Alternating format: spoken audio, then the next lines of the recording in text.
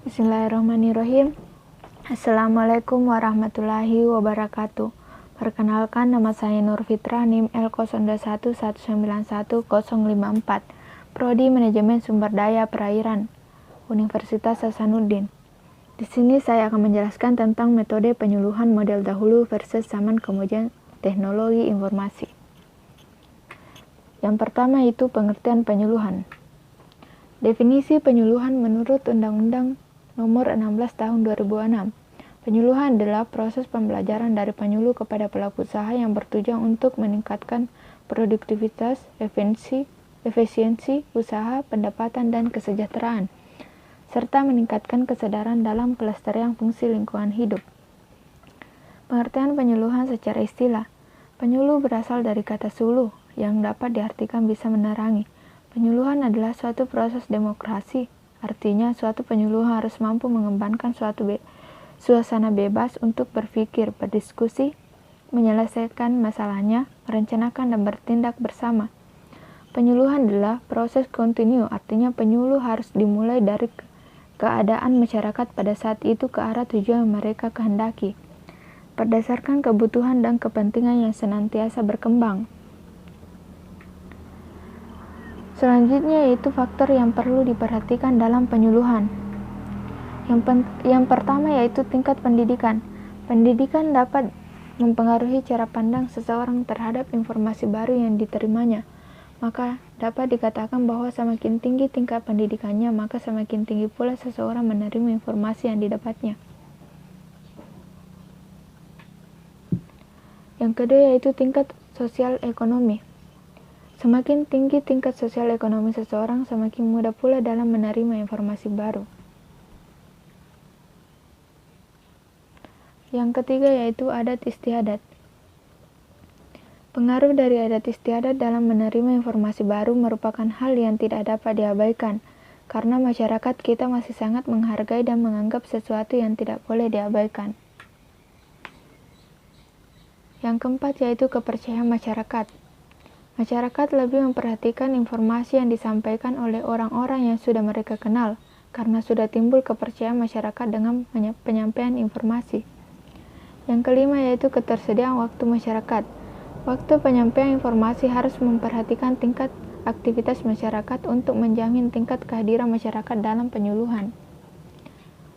Selanjutnya, metode penyuluhan. Metode yang dapat dipergunakan dalam memberikan penyuluhan adalah yang pertama, metode ceramah.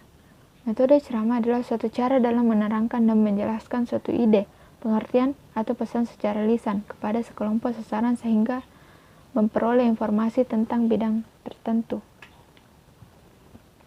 Yang kedua yaitu metode diskusi kelompok. Metode diskusi kelompok adalah pembicaraan yang direncanakan dan telah dipersiapkan tentang suatu topik pembicaraan di antara 5-20 peserta, di mana peserta sebagai sasarannya, dengan seorang pemimpin diskusi yang telah ditunjuk. Yang ketiga yaitu metode curah pendapat. Metode curah pendapat adalah suatu bentuk pemecahan masalah di mana setiap anggota mengusulkan semua kemungkinan pemecahan masalah yang terpikirkan oleh masing-masing peserta, dan evaluasi atas pendapat-pendapat tadi dilakukan kemudian. Yang keempat yaitu metode panel. Adalah pembicaraan yang telah direncanakan di depan pengunjung atau peserta tentang sebuah topik. Diperlukan 3 orang atau lebih penulis dengan seseorang pemimpin.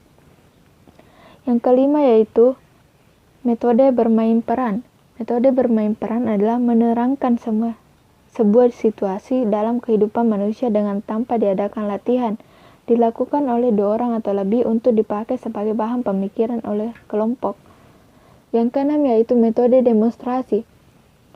Metode demonstrasi adalah suatu cara untuk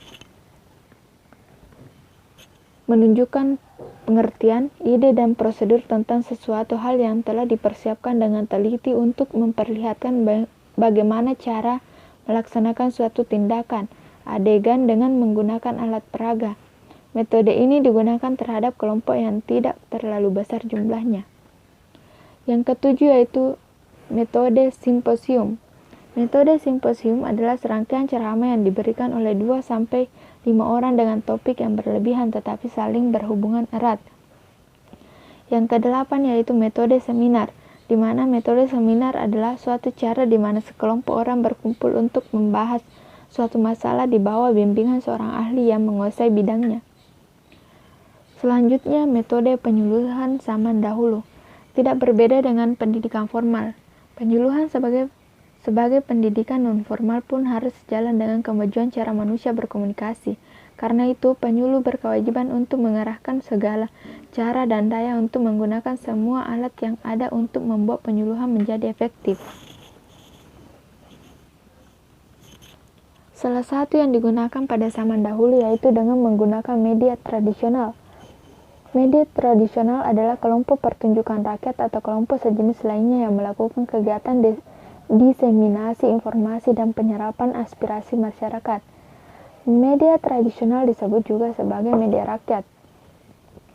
Media rakyat sebagai ekspresi hidup tentang gaya hidup dan kebudayaan serta masyarakat yang berkembang selama bertahun-tahun.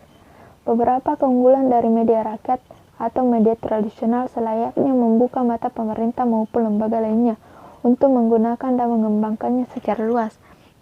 Alternatif seperti ini merupakan strategi pembangunan yang cerdas, mengingat penguasaan dan penciptaan teknologi masih rendah pada masyarakat kita. Oleh karena itu, dibutuhkan media komunikasi yang tepat yang bersifat dekat dengan masyarakat agar pesan-pesan pembangunan yang ingin disampaikan dapat dengan mudah dimengerti oleh masyarakat.